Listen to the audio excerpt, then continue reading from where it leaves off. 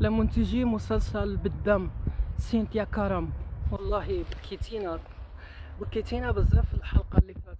قبل ما كانت الفرحة هي تاع المسلسل، يعني كاين بزاف ناس اشرار كيما نظيرة، من بعد نشوفو سينتيا كرم هذيك البنت الطيبة عدولة الحلوة بتلعب مع غدي، بعد تعاود تصرى لها هذيك الحادثة. لكن في نفس الوقت يعني قدموا لنا رسالة قوية جدا، خصوصا القصة نتاع الفتيات اللي هربوا من ديارهم ويصرى لهم مشاكل، واهلهم يحاولوا انهم ينظفوا شرفهم على اساس انه تنظيف الشرف بهذه الطريقة راح ينظف العالم. لكن في نفس الوقت هو راح يقضي على عدد كبير من النساء اللي يعانوا في هذا المجتمع.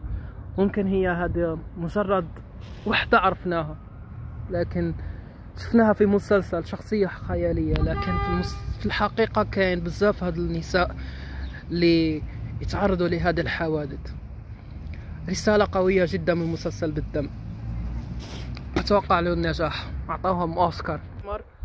قدم لنا المشهد يعني خلينا نفرحوا من بعده just happened. الأكشن هذاك كان مخيف جدا، أو يعني كان مسلسل رائع جدا، شخصياته رائعة. غالية، ماجي بوغوسون، بديع أبو شقرة، شخصياتكم مميزة جدا. جيسي عبدو قدمت لنا شخصيتها كيفاش الواحد يحاول انه يحصل على ابن في هذا العالم، لكن يكون صعب هذه الحياة باش تفوت فيها. شفنا خصوصا الأم أيضا إكرام اللي كيفاش عانت في الماضي، واليوم التمرة اللي تعاني معاها هي غالية وبنتها.